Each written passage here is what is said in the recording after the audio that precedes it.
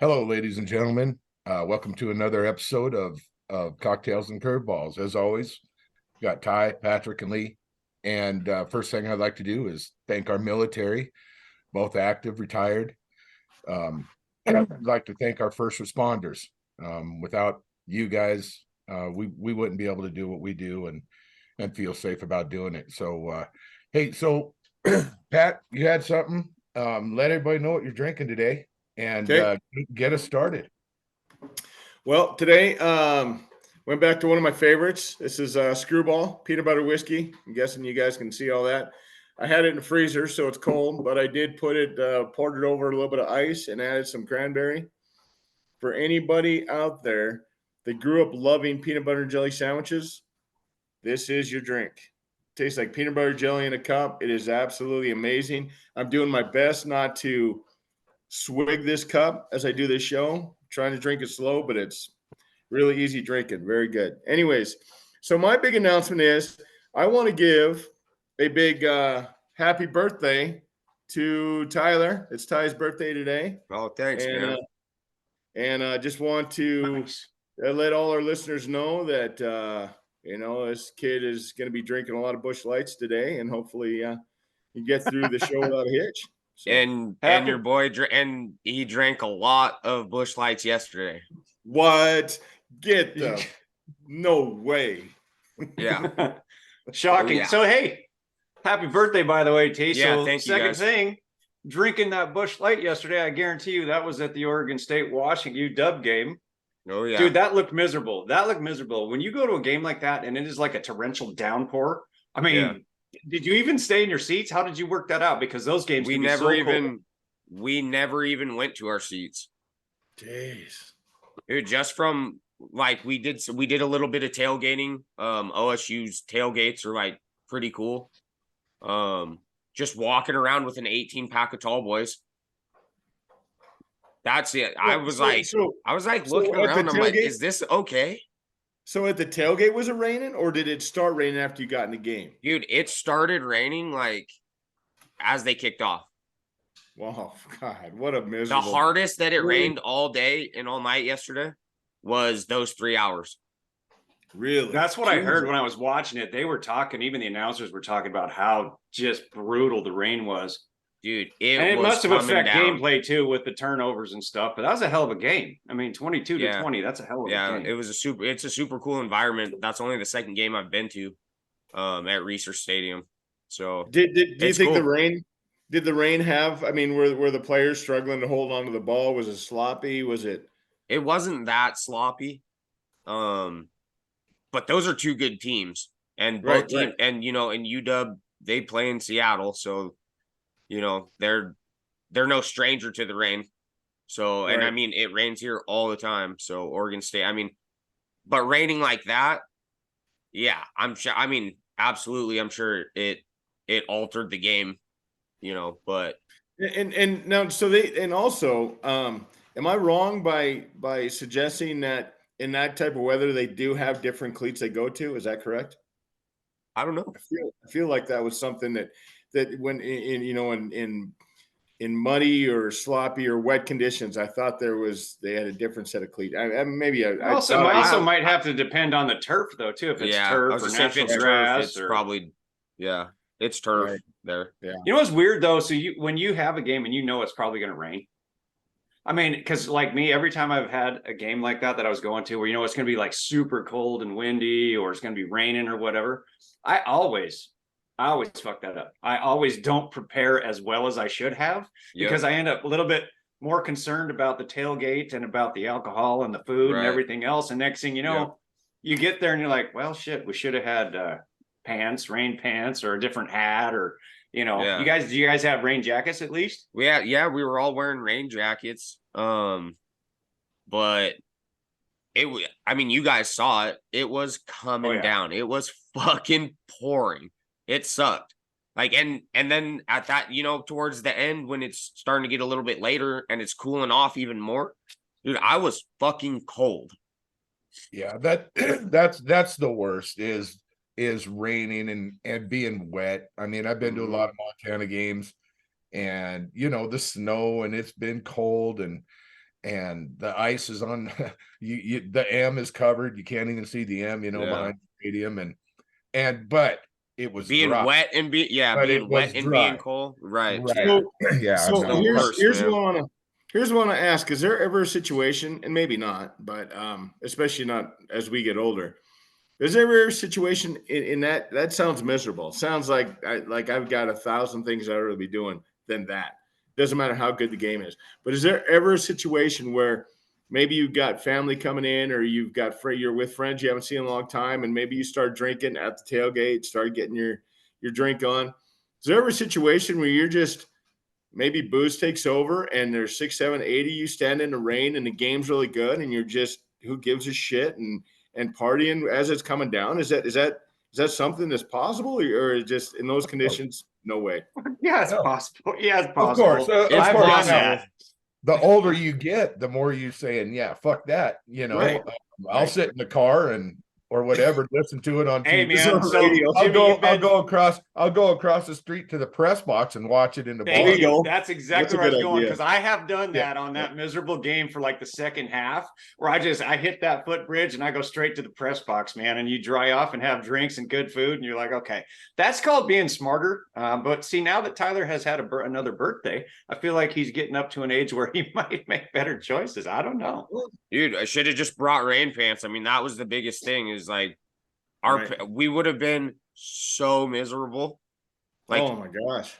it was shitty as it was. You dumped some money for the seats you had, didn't you? Yeah, dude, it was like the biggest game Oregon State's played in like the last 10 years. That's crazy. And And they gave Washington all they wanted. yeah, They did. Oregon Very happy State's for Oregon State. Yeah, Oregon they State's absolutely good. did. Yeah. Be fun to see how that works out. Now, did you guys see too that Washington State and Oregon State, that whatever the judge ruled, that they got control of whatever happens with the They're Pac-12? the Pac-2. Yep, but now all the teams that are leaving, they're pissed. They want to like appeal it because they want to have a say on whatever happens with the Pac-12. Screw you. You all jumped ship and left. I thought that was great that they got control of that. Right. Because those are the only two teams that are stuck. Yeah, I think with that, Oregon State and Washington State stand to make like an exponential amount more than if they would have went to a different conference. Yeah, I don't know how that works though, because with so TV I think they deals can and only shit, do it. They can only do it for 2 years because you have to have, I can't remember if the number 6 or 8, to have a conference. So they get like an official conference. Yeah, they get like a 2-year, like a transition window to try and figure it out. But hey, speaking good of for them. State, see what they did to Coach Prime. Jeez, yeah, dude, that was a put beat it down on them. Yeah. And you know what's funny? They're asking Coach Prime about the A&M. They're asking Coach Prime about the A&M job, and he's like, "Dude, I just got to Colorado." Right. Yeah. I mean, think about it. And he kind of blew it off, but it was an ass whooping. Let's talk about that for a minute, just real quick. These fucking reporters, man. The first thing they ask, you just get done playing a game. You want to talk about the game? You want to talk about our big win or a loss or whatever, or game plan, how it went well or didn't go well, whatever. The first fucking thing comes out of their mouth is, "Hey, so here you interviewed for the A&M job." Jesus. Oh, it's bullshit, man. And they're just and then I don't know if you guys are following LSU basketball at all, the women's basketball team. Oh, yeah. Okay. Same fucking thing. Kim Mulkey gets up there, and the first words out of the first reporter's mouth is, Jimmy froze up. so what's going there on with Angel Reese? No. Yeah. So what's going on with Angel Reese? Instead of, and I understand it's news, but can we talk about the game first, then talk about that? Right. You're putting these coaches in a position to like why is the importance on especially after the championship match this past year between them and Iowa? Why is the importance on what's going on with Reese and being benched and not being available for the game? Like, why is that the narrative instead of the defending champions getting beat by a much lesser team. Well, that's what I'm saying. You're already putting a coach on the defensive, and that's Right. with any of them.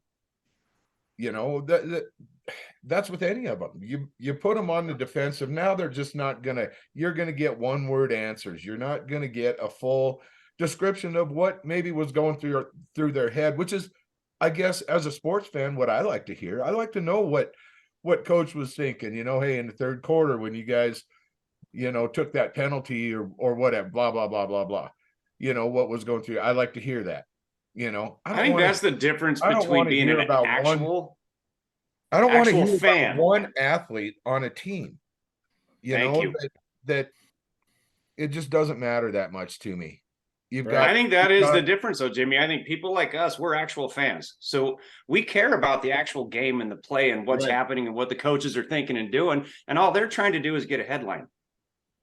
And Angel Reese is the headline for that one. And you know it Yeah, is. it's And that's good. for those people that aren't diehard fans, that are just like casual fans, like, oh, hey, they won this year or last year. Aren't even fans at all. They were following the narrative of Angel Reese pointing to a ring finger during the championship match. Like that's all they know about. They don't know about the years that LSU, you know, the great year that LSU had. They don't know about the great year that Caitlin Clark had or Iowa. They just know that, oh, look, this basketball player was pointing to a ring in front of this other girl's face the entire, like that's, so it's clickbait.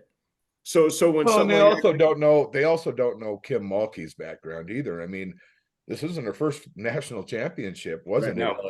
LSU guys. right, She's a very legit Hall of Fame women's basketball coach. I mean, if you were the coach, wouldn't that piss you off if that was the questions you were getting? I mean, no different than Dion getting hit up on an A&M opportunity. Get the fuck out of here, man. I just got this job. well, I just came from FCS to FBS. And yeah, we're struggling right now. But guess what? I haven't got all my recruiting in here yet.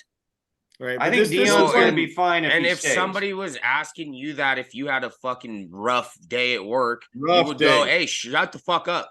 right, right? yeah. But Oh, I'm exactly. You go into Belichick mode. Yeah, Yeah. you would. Or Yeah, we right. Word Like, answers.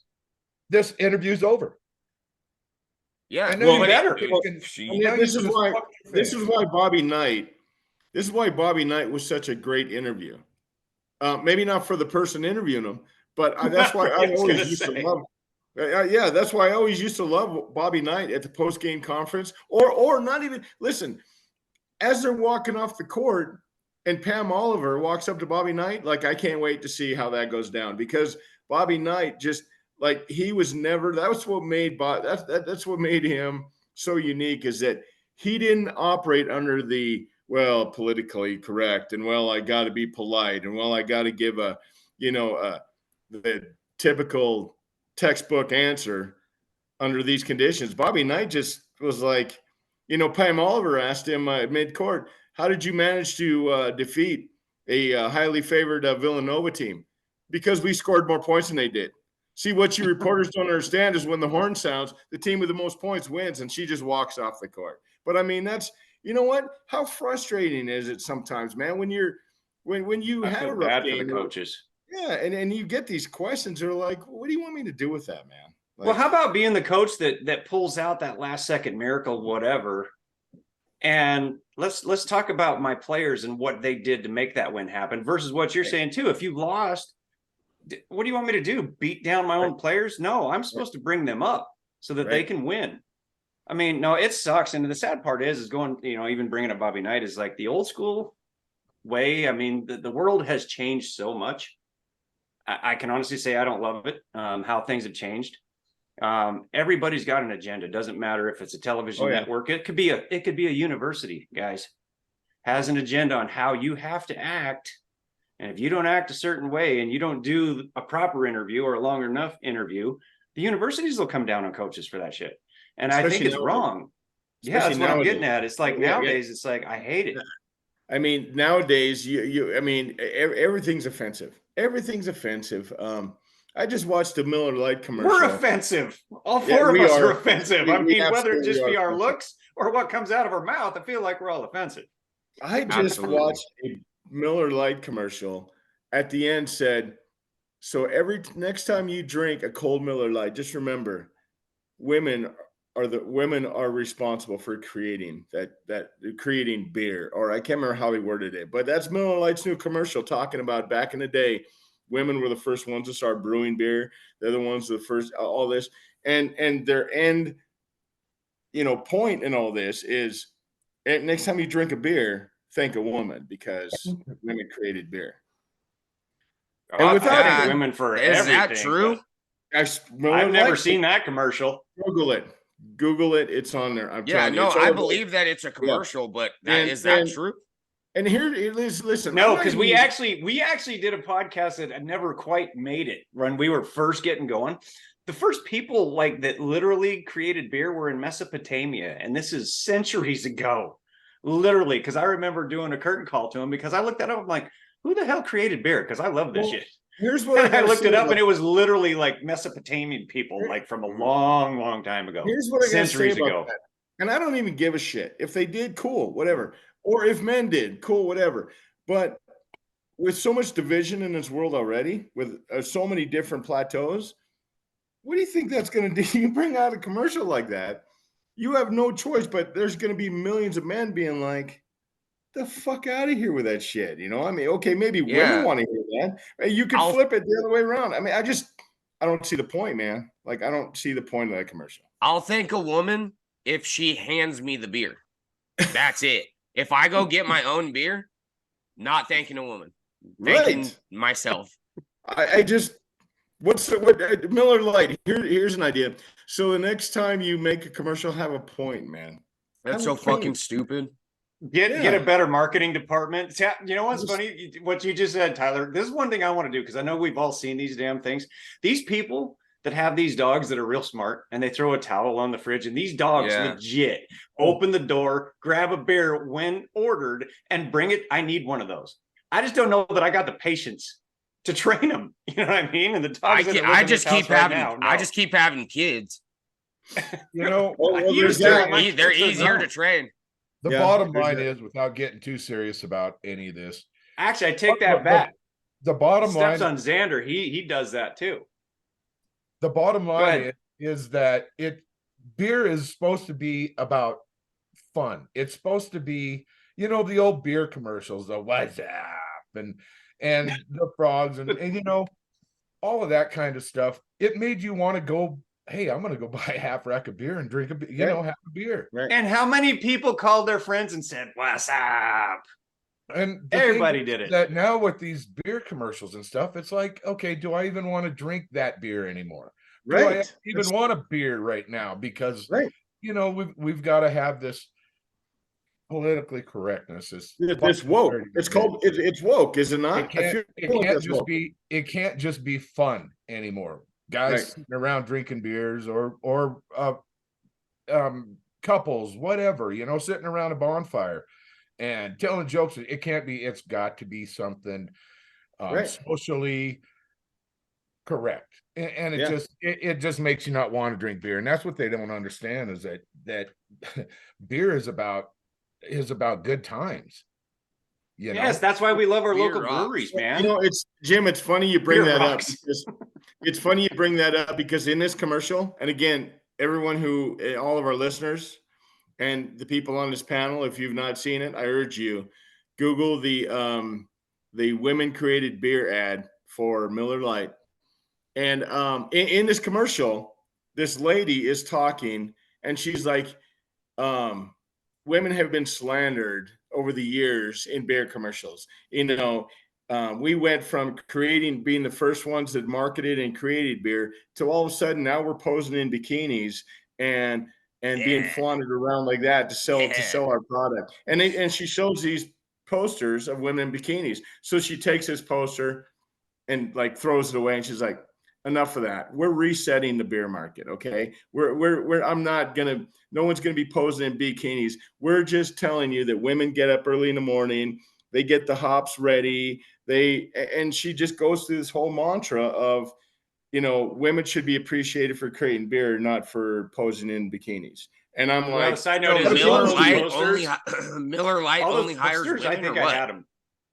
Well, my point is, I would be more apt to buy your product if you were in a bikini right now. I got to be honest with you. I mean, Wait, when I went to U of M, when I went to college, my freshman year, we went to a local Budweiser distributor over in Missoula. And we just walked in and said, "Hey, do you guys have any posters for our dorm room?" And I kid you not, they were all those posters that you just mentioned. And they covered every wall, even covered the ceiling. And on top of the rail above the big window in Craig Hall was all of our empty beer cans. And we had, do you remember back in the day, they had, what do they call them? Party balls? It was like 5 gallons of beer in a ball that you could open it up and dump ice on it, had a special tap.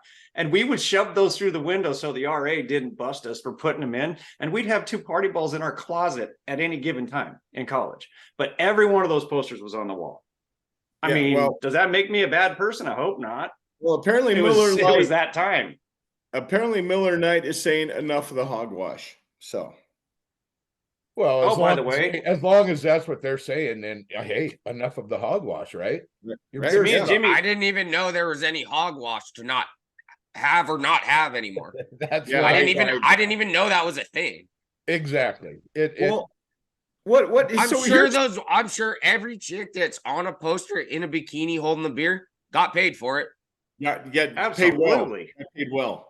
Here's the thing. So is anybody that sees this commercial going to step back like Jim was just saying, step back and go, huh, I kind of want a Miller Lite right now. Like, I don't know anybody. And then go thank your old lady. Go thank you. For some reason, I have to thank you for this. You didn't do dick all with it. Nobody is going to buy Miller Lite after the commercial. Matter of fact, I'm pretty sure they're saying, I don't think I'm ever drinking this fucking beer again, man. Well, hey, listen, Anheuser-Busch has been through that already on a different level, which we don't really need to get into. But these companies, they take these risks, and it is completely involved with the era, what's happening today. Right. The way everything has changed, man. And it's really unfortunate. Doesn't mean I agree with or disagree with it. I'm not going to sit here and talk about all of it, because you know what? It is what it is. But you know what? Right.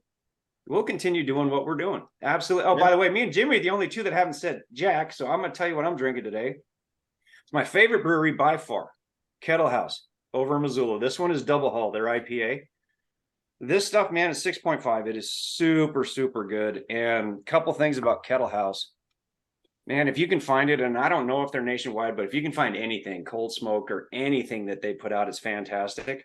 They have invested so much. This is why I love breweries.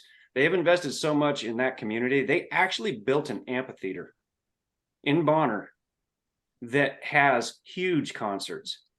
Big names are going there, and it's right on the river. And I'm telling you, this brewery, everybody supports them in this state, and they support back. I mean, they built that amphitheater, and they have some amazing concerts. If you look at what they do throughout the summer, you're going to want to go see some of these shows. So there's my shout out to Kettle House, which is what I'm drinking. What do you got today, Jimmy? When you said the river, is that Missouri?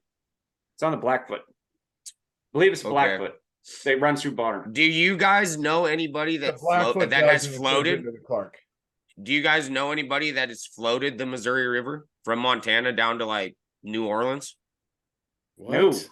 Hell no, man. I floated it for about. I know somebody that did. A cooler of beer. Well, like obviously in like a boat or a enclosed like a one person, like a fucking canoe. What? He was in a dinghy. No, dude, he was obviously he packed a tent and that was it. His story is, this guy is kind of a lunatic, but his story was like that him and his buddy had too many of these fun beers, and then went, we should fucking float the whole thing. And they like had next to no money. Yeah, like threw a tent in their canoe and fucking took off. And they said people along the way were so cool. Like people hooked them up with drinks and food, and like the whole way. This sounds like a great challenge. But they weren't on the. Right. That's the first I had ever heard of that. But you guys are all from Montana, so I didn't know if you guys knew people that did that. He said he had to have somebody come pick him up in New Orleans, I think. That's Jesus. actually badass. I actually got a lot of respect for somebody doing that, and I guaranteed one thing along the way. There are going to be people when they hear your story, they're going to help you out. I would. Oh If I man. ran into that person, I'm like, hey man, let me get you some food and some blankets and some beer, and here you Fuck go. that. You'd be like, you didn't bring dick? You brought a fucking tent? You brought a tent and $100? But Like, how listen, the fucking far Oh, did you I'd think help that him was out. gonna get you? you, Hell you no, know you they're can't young. have this beer or this sandwich. Fucking Like keep I it don't pushing. know.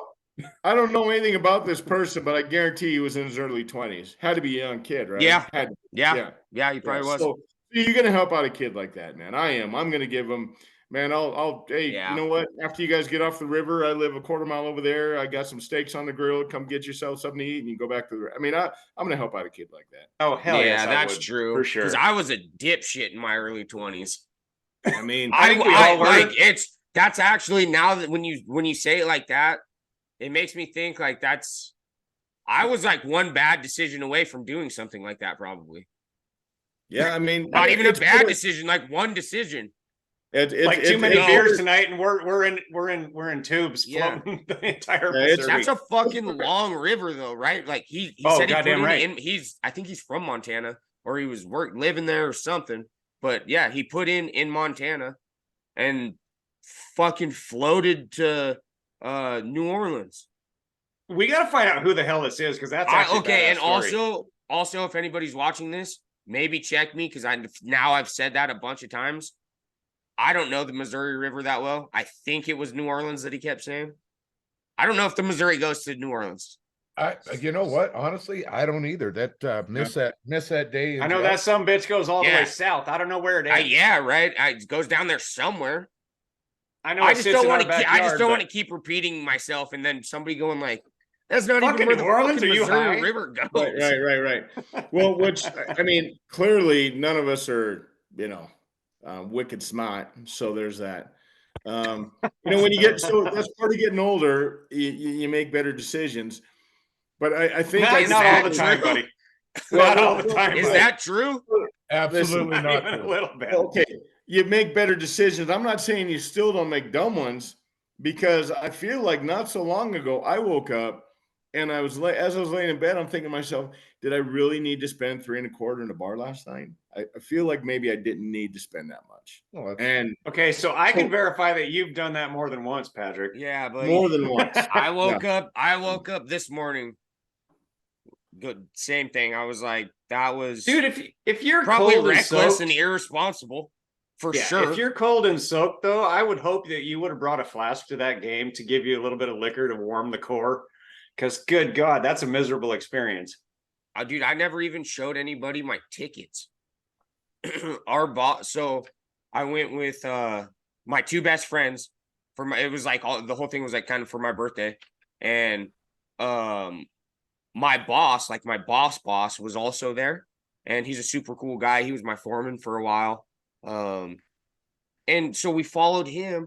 He just cut up some stairs. The gate was like should have been closed, and it was like this much open, and we all just went shooting through it. Nobody said So you didn't need to nothing. spend the money on the tickets. We didn't even sit in our Right? seats. We didn't even God sit in damn our it. seats. Oh That's my not God. good. We could have spent $0 on them. They were expensive tickets for a fucking college football game. They That get was that way, like a especially big when it's deal, a dude. huge It was game like sold. that. It was packed though. Like, Oh, it but was sold the fuck out. Your seats, Of course. your seats were they good seats though? They like- were decent seats. Yeah, South it End was Zone, in right? it was in the south end zone, like right behind the goalpost, maybe like halfway up. Hey Jim. Okay, so my do you season remember- tickets for the Grizz were North End Zone, which is the place to be in Missoula at that stadium. And same thing, man, season tickets every year. When that bill came, you're like, how much this year? It's shit's expensive. The better the You school know what? is, and now know what? it's going to get worse. One of the benefits though of us not sitting in our seat, because we stood up on like the concourse or whatever, Mhm. I think that's the word, is that like the beer garden was right there. So that It's a worked good out. place to be, and you probably had some cover, some shelter, maybe. Yep, that's why. Yeah, that's why we didn't go sit in our seats. Is I 'cause imagine that it's was just wide packed. open I right imagine there. there was a lot of people up there with you. It was packed, man. Yeah, it was awesome. And they just they just did an addition on one side of it, like they redid it and stuff. And it's awesome. Nice. It's a rocking ass little stadium. So, Jim, do you remember several years ago, you and I think a few other people, we went to watch the Rangers, and I can't remember who else they're playing. Will Clark, Juan Gonzalez was there, ballpark in Arlington. And you remember we had seats right behind the dugout, or like a few rows up From the first base dugout, second row. from the first base dugout. Dugout. And do you remember? And the one thing, and the one thing, I don't know what you remember about that day, but the one thing I take from that day that I can remember like it was yesterday is how enormous. Jose Canseco was there too, right? Am I right? It was, it was Jose Canseco, Juan Gonzalez, and Will Clark all standing. Will Clark. And these guys were standing in front of the dugouts, and they're standing like this with their backs to us. And I could not get over how big these dudes were, man. I mean, these guys look like they were all super tall. Their backs were, they were just ginormous fucking ball players, man. And, you see them on TV and you see them, even at a ball field and you can't really tell. But when you're up that close, it gives you an idea just how big these athletes are, man. And to be fair, those were three of the bigger guys then. Right. They were three of the bigger guys in Major League Baseball, but all three of them, and Will Clark's no slouch. Oh man, all three of them looked like linebackers, DNs. Oh, huge. But I'm going to tell you what I remember even more about that game. Was that the tail end of the steroid era? Hold up. I remember remember the guy sitting right in front of us? We thought it was Bobby Valentine. Oh yeah, I do remember that. And he owned a restaurant, I believe, in Dallas, because he kept asking. He was talking to the players like they were their best friends, and the umpires. Hey, haven't seen you in a while. You going to be in tonight or whatever? Talking to the players and the umpires. Do you remember who was standing next to him? 20-something. Shit, she must have been our age. Was with this older gentleman. Well, I remember us talking about whether that was Bobby Valentine. I do remember that. I remember. Right. Okay. So that blonde and to be politically correct, very beautiful young lady was with him. And remember, it was me, you, Kyle, and George. Oh, that's right. Yeah. And remember, we were just staring at her because she's sorry out there, America. She's bending over the dugout, and we're right behind her. Sorry, America. So you're looking. You're a human in college. And remember, he turned around and saw us all looking at her doing that. And remember what he looked at us, winked, and went, "Pretty nice, huh?" Yeah, I remember that. Right back around, and I remember that because I was like, "Oh." But you can also tell, like, that guy had rings and watches. That guy, he was well set up. Oh yeah. But anyway, back to those guys are monsters. They were huge, and Juan Gonzalez, holy smokes, that guy was just 6% body fat and huge, man. He actually hit one out that night, right over center field wall. Remember that? And that's another thing. So that ballpark, that's probably one of the nicest ballparks. Ballpark in Arlington was just a beautiful ballpark, man. It was fairly new then, and it was beautiful. It was. Didn't they have a waterfall in center field? Wasn't there a waterfall out there? I don't remember. I think that's KC. Oh, I thought I saw a waterfall. But and then remember, the other thing is we had better seats than Jack Del Rio because they were playing for the Cowboys then. Oh, yeah. Jack Del Rio and Tony Casillas were behind us. Yeah, remember Tony Casillas came walking by me when we went out, and I didn't notice it. You're like, "Did you see you just brushed shoulders with?" I said, "What?" And he goes, "Tony Casillas just walked right by you." I'm like, "What?" Yeah. It was you should have became besties the with only them, thing man. that I have that's like similar to that is I sat one time second row behind the third base dugout in Seattle, and it was also the Texas Rangers there, and Prince Fielder, his legs, dude, I've never seen a human being with legs that big. Tree trunks. Dude, I was blown away to see it that close.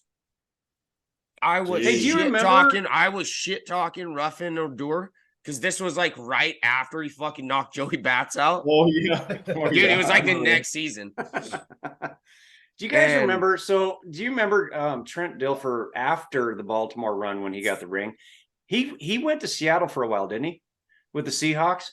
I'm pretty sure he did because Maybe. Yeah, I don't know. I was working over in Spokane, and I think he had just got signed with Seattle. And somebody fact checked me, hit us up at cocktailsandcurveballs@gmail. But I went to EWU, Eastern Washington, and that's where the Seahawks were having training camp. And Dilfer had just blown out his knee. Okay. So I'm doing work for my company FSA at the time, and I'm literally in the cafeteria. And here comes Trent Dilfer on crutches. And I knew that he had won a Super Bowl with the Ravens. I mean, I wasn't a huge fan, but he was known. I mean, it was all recent. I'm like, I damn near walked into the man and he was on crutches. And I knew he had blown his knee. And I turned around and I literally bumped up shoulders. I'm like, Trent Dilfer. He goes, hey, he was the nicest freaking dude I've ever met in my life. So I mean- 2001 to 2003, he was indeed a Seattle Seahawk. Yeah, and it was after, and he blew out his knee, man. Yeah, and he they was won on it in crutches, 2000. and I was like, holy, I felt bad for him. But just honestly, this guy, very humble, very nice, and a lot of people busted him up. I'm probably in that group, but yeah, I mean, when you meet someone like that, it sure helps when they're actually decent humans. Oh, you know, because some of them are assholes. Let's be real. Yeah. Some of them think that their Speaking of- shit doesn't stink. Right and though, leave me but like alone. some people are just assholes. Yeah. Yeah. And you I know, but mean, here's the In, thing. what are you in talking every about? in every walk of life, you're gonna run into people that are you know what, though? they're just But I- assholes. Right. Agreed. But I operate under the belief, and I'm yet for anybody to disprove me of this. I really believe that, you know, people are generally good. Athletes are generally good. I mean, you know what? Yeah, we always, because negative attention sells, right? So you always hear about the athletes that are, you know, pushing a kid or fuck you, I'm not signing autographs or people in general. We always hear about that, right? But I'm telling you, there's a lot more good people in this world than there's bad. It's just, you know what? Like I said, negativity sells, and that's what always gets publicized. Nobody talks about Ryan Reynolds and what's his wife's name? Blake Lively. Blake Lively. Good God, man. Anyways, nobody He's talks hot. about Jim, him. He's a I'm fucking impressed. smoke That show. was Jim didn't even hesitate. Well, so Just Jim, like Blake Jim, I feel Lively, like yeah. Jim is right there with me about how he feels about Blake Lively, man. Yeah, same. I'm in the same boat. I'm in the Dude, same with boat. Blake Lively. Good God, man. That's when, you know what? That's when you hear the angels sing as you wake up in the morning, and that is laying next to you. I will thank her for a Miller Lite. I will thank her for Miller Lite. I will I do don't that. even drink Miller Lite. Absolutely. I'll thank But if listen, that's who I but picked to nobody- thank.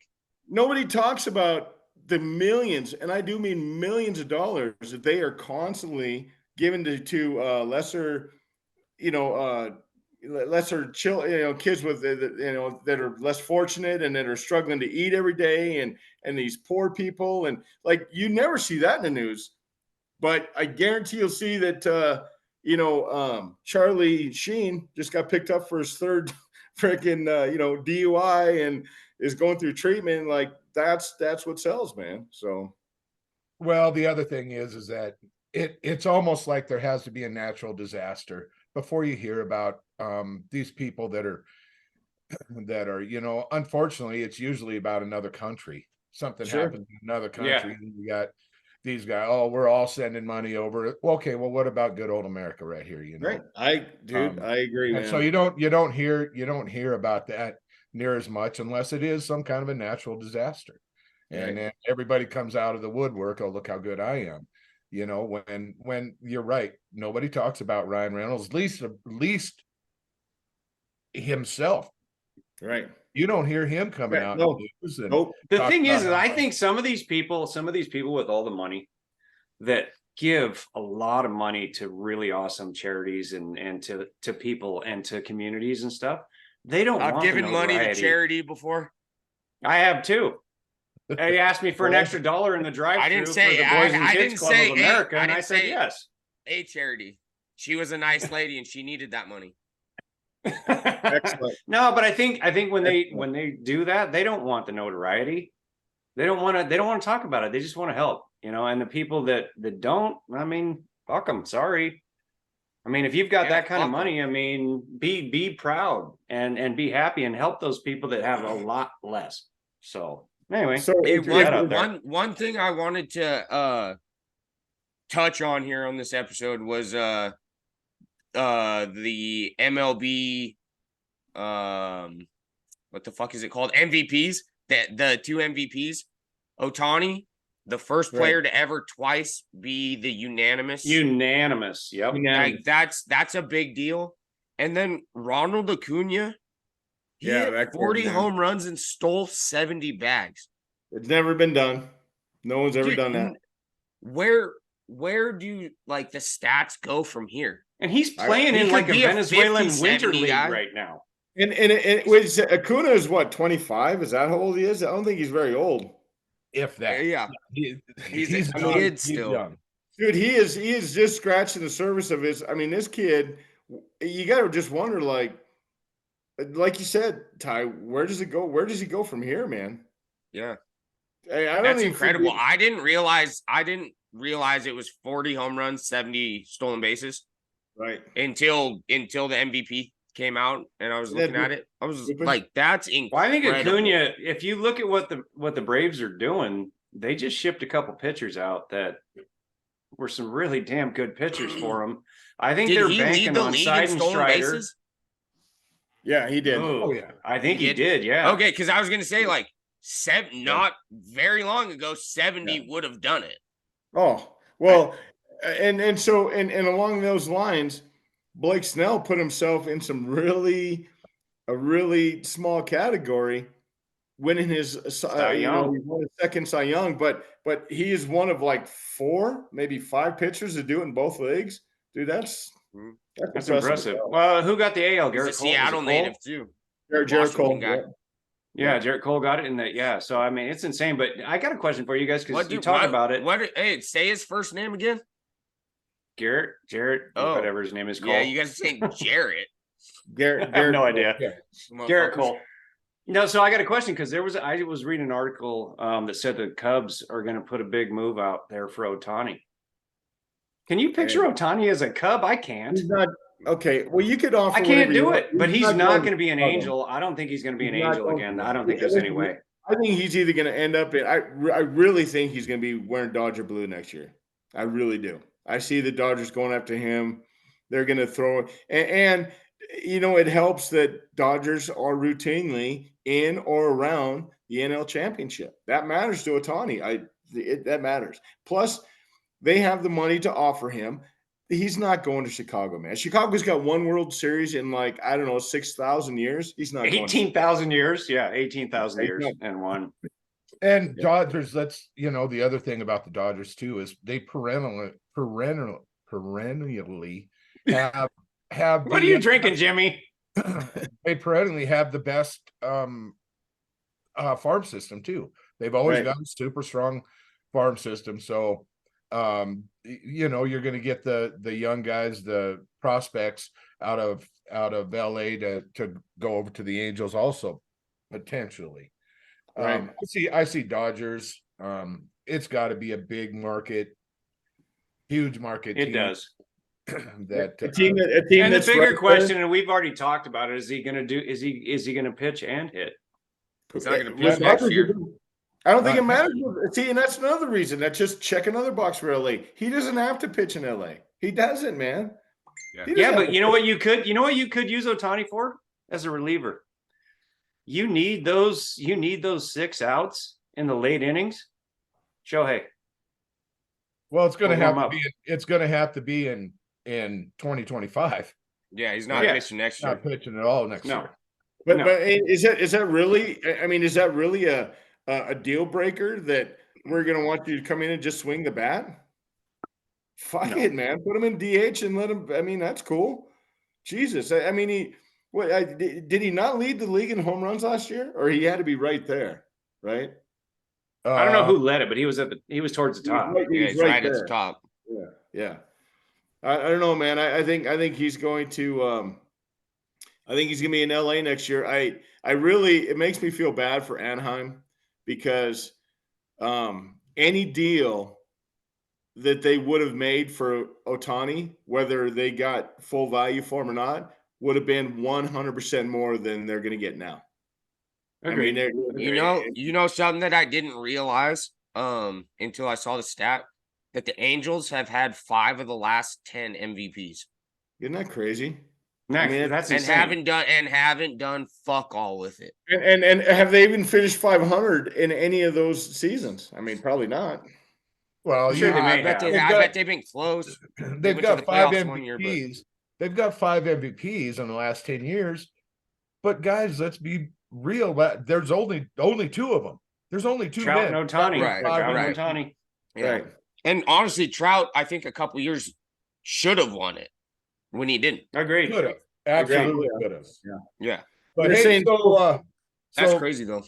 big weekend, right? Ty, your Ravens already took care of business in the AFC North. Today we got the Steelers and the Browns. You know, so a lot's going to be decided in the AFC North today. And That's then gonna be a tomorrow tough night- game. Tomorrow night we've got Super Bowl rematch. You Yeah, know, that'll looking be a good forward to game. that. Philly and KC.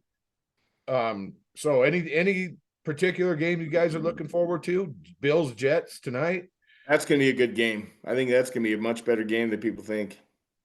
I But agree. anything And you there's guys are been looking forward to. well, I number one, you got to go with the Dolphins getting off a bye. They better show up against the Raiders. And other than that, no, it's the Jets for me. If they can actually, man, because the AFC East was not supposed to be this way. The Bills were not supposed to be 5-5. No. And literally, Rodgers wasn't supposed to go down. The Jets were supposed to be up there. Belichick was supposed to be better. That game's going to be very interesting to me. The Steelers in Cleveland, that defense, that's the game that I want to watch. Because the Steelers, man, it's kind of like watching college football. It's like you don't know what team you're getting, man. It's like pick a game. Hey, It's listen, hard. It's gonna catch up with them. I know. I get all these people because I'm a Steeler fan. I get all these people saying, "Yeah, but you know, running the ball and playing defense. That's what it's all about. That's what it's all about." Okay, well, they're not running the ball very well. Last game they did. Warren got named the starter, right? Yeah, Warren's starting. I mean, but Yeah. the thing is, it's gonna catch up with them. I can't. The defense can't be on the field for 40 minutes of the game. Is Najee Harris a bust? I've been saying it now for a couple of years. Yeah. His first couple steps are so slow that he's taking a pounding in the backfield where Warren is so much faster. Them first 3 steps are right now. Yeah, he's know, explosive. Warren is. And I'm not comparing him by any means, but that's why Emmitt Smith was so good, you guys. It was the first 3 steps, and he also had Hall of Fame offensive linemen. Oh, his line was I mean, he had 5 holes to run through every single But time. it wasn't a stutter step trying to decipher where people were going to be at before he No. got hit. He just full speed go pound. He was in full longevity. And Emmitt Smith- longevity. Emmitt Smith was at full speed in 3 steps. So when he hit that hole, he was already second level, before anybody realized what was going on. That and the fact that, yeah, you're right. He had gaping holes that you could drive a truck through to run through, but and that's just where I see the running backs that are successful. They're way quicker than they are fast. Right. Those first 3 steps, you got to go. But anyway, yeah, there's good games. There's some decent games yesterday, in college football. I just want to say I'm really looking forward to the Monday night game, if for no other reason because nobody in the NFL, just my opinion, I feel like there's a lot of people that agree with me. Nobody in the NFL gets more calls than the Eagles and the Chiefs. So it's going to be interesting to me to see how the referees call that game because these 2 teams get more bailouts than any other team in the NFL. I think that, I mean, it's at least, okay, so just this year on a national stage, it's been obvious. Chiefs have gotten bailed out a couple of games by some just horse shit calls. And I don't even want to bring up how obvious some of the calls Philly has gotten. So, yeah, these two teams, I mean, all that being said, I think it'll be a good somebody game. somebody had to replace Brady, so why not Mahomes? Might as well be. Yeah. I mean, come on, let's be honest. Well, there's always going to be that. That's going to be interesting tomorrow because the Phillies' run defense is sick. Yeah. Oh, it's disgusting. Their front four is. But is that really what you worry about with the Chiefs? Is it a running game or is it more Mahomes? They're not going to be able to. We're going to see how these young receivers step up because Patrick Mahomes can throw the football. Right. Yeah, Holmes to Swift all day long. Or no, Kelsey. Holmes to Kelsey all day long. That's what it's going to be. Anywho, Tyler, what do you think for NFL? What's that? No, go ahead, Jim. No, I see if Tyler had a game that he's looking forward to. Ravens play Thursday. I don't give a fuck about what happens. I hope the Steelers lose. You care more about your supply of Busch Light? More about your supply? I got to run to the store after this. Yeah. Pretty excited that Joe Burrow's out for the season, are you? I mean, it's good for the other teams in the AFC North, but you got to feel for the guy a little bit. Like, he's going to be out the rest of the season. He already missed almost. I don't think it's good. I don't think it's good for football at all. Right. I don't either. Yeah. Here's my question. So Burrow now has missed more games than Tua. Is he injury prone? Yeah. That's a legit question. I think but that's the thing though that sucks is these quarterbacks, man, they go down. It's like you feel terrible for them because they're fantastic talents. Well, it's crazy because it's not typically like a week to week thing. Tua is injury prone, and I get that. I get it, man. I'm not arguing that. But are we now labeling Burrow injury prone? He's missed more games than Tua now. I think so. I think Lamar Jackson can get thrown into that. Honestly, like he's missed a lot of games. Yeah. Like, and the injury prone thing is such chance, right? Like motherfuckers aren't injury. They're not prone. I guess by they are prone to getting injuries, but it's a chance. Like it's just right. It's not like you've got diesel trucks and freight trains tackling you every play. It's football, fellas. I mean, I agree. I mean, we could go. It's football. Every time you step on that field, you're injury prone. Got news. One of you are. You put your fucking cleats on in the locker room, and then you're injury prone from fucking there on out. But you guys see where I'm going with that, though. I mean, it's funny how these quarterbacks, certain guys in the league get passes. They continue to get passes. You know, I seen Josh Kelly. They were bailing out Josh Allen. I'm sorry, Josh Allen for having a rough year. And before I say what I'm saying, let me say this. Josh Allen is one of the most talented guys in the league. I can understand and appreciate that. Okay. I have no problem with the dude. I know he's super talented, but I just watched the show to bail him out. He's got a horrible line. He's been sacked this many times. You know, just bail him out because he's been sacked as much. He's got a horrible offensive line. Where was this fucking fire when Tua had the worst ranked offensive line in football 2 years straight, man? Nobody talked about his offensive line. They talked about he's not the guy. He's an average quarterback. He gets hurt a lot. And it's fine. I'm not comparing Tua to Josh Allen. I'm just saying these guys, Burrow, Josh Allen, they get passes from the talking heads when it's the same situation, man. I don't know. Ain't no different than the media. I think there's a narrative and it's already been established. And I think they roll with it, you know, and whatever. If it affects the person that you appreciate or think differently of, well, they don't care about you. They're caring about the masses. Right. That's just my opinion. Yeah, I mean, it's stupid, but I agree with you. All right, fellas. Hey, again, everybody out there, pick us up. Lee mentioned earlier, you know, cocktails and curveballs at Gmail, Instagram, Facebook, Spotify. Check us out on Spotify. I've been listening to our own episodes and on Spotify, and man, I enjoy listening to us way better than looking at us on YouTube. But we are on YouTube. We are on YouTube also. I look like shit today. How about a round of curtain calls? And I know us Montana boys, we're probably all gonna go to the same place, but let's hear it.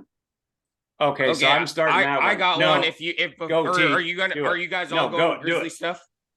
Do Okay. it. Tyler, do it. This is it's not even a curtain call. I'm gonna take this time for a little public service announcement.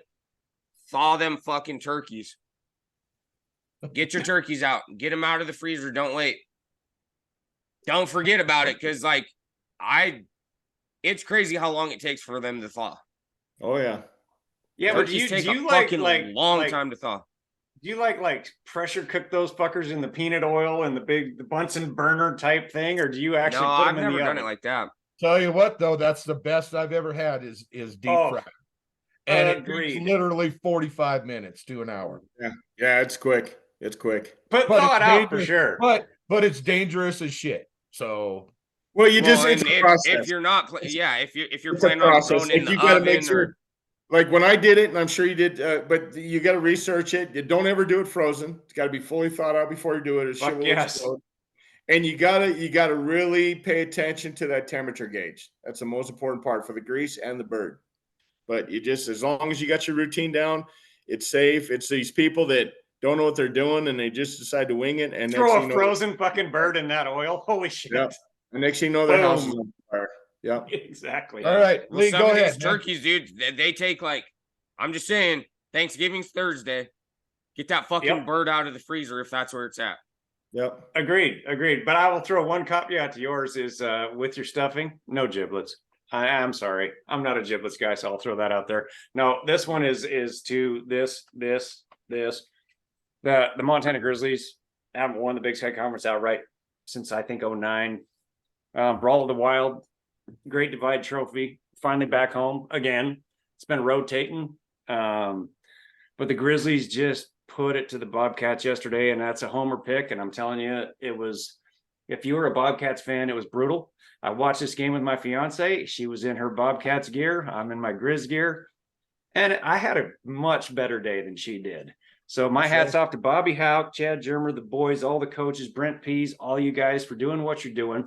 Now you're going to be number 2. You will get home field throughout until you go to Frisco for the national championship, if you get there. And that stadium, and look up, ask Tony Romo about going into Seattle and see what he thinks of Washington Grizzly Stadium. That atmosphere is going to help them more than anything. So, hey, hats off to the Grizzlies, Bobby Hope, Germer, and the boys. Thank you guys, and let's see what we can do. Let's go get a national championship. All right, thanks, man. Cheers. Cheers.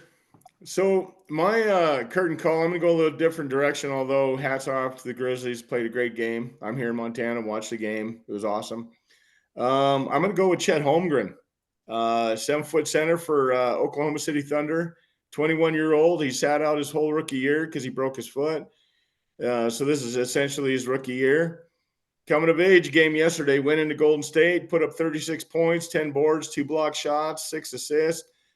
Hit 4 3-pointers. Golden State had no answer for him. They beat him two games in a row in Golden State, and this kid is coming, man. This kid, if he doesn't win Rookie of the Year, he's going to be right there. But What is he, like 7'9"? 7'1". He's a white boy. He was that big center from Gonzaga. He can handle. He could drill. He's like a 7-foot. He's like a 7-foot point guard. He can lead the break. He's got handles to handle the ball, shoot the 3. He blocks shots, rebounds, score from anywhere on the floor. He's a ton, man.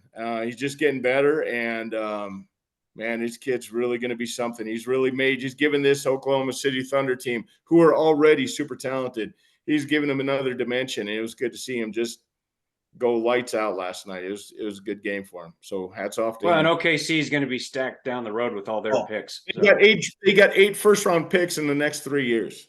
Yes. So. No, cheers to that. Hell yeah. Yeah. All right. Thanks for that. Hey, I'm going to go with the Grizz also. But I'm going to go a little different. I'm going to go with the defense. All we heard about all week was Montana State's running game and 300 yards average on the ground and this and that. And man, our Grizz just shut them down. Malott, he was the leading rusher with 108 yards, and he's used to a lot more than that. And so anyway, yeah, the Grizz defense shutting down that run game, 37-7 doesn't lie, boys. So with that, cheers to that, brother. So with that, we'd like to thank everybody who's listening. Hit us up again at Gmail, cocktails and curveballs. I think if you just Google it, it'll all come up. Whether it's Instagram, Facebook, Spotify, or YouTube, cocktails and curveballs. So thanks a lot, gentlemen. Thanks everybody for listening. And one more last cheers and happy birthday to Tyler. How about that? Cheers. Happy birthday, I'll brother. I'll Here we cheers go. that. All right, cheers.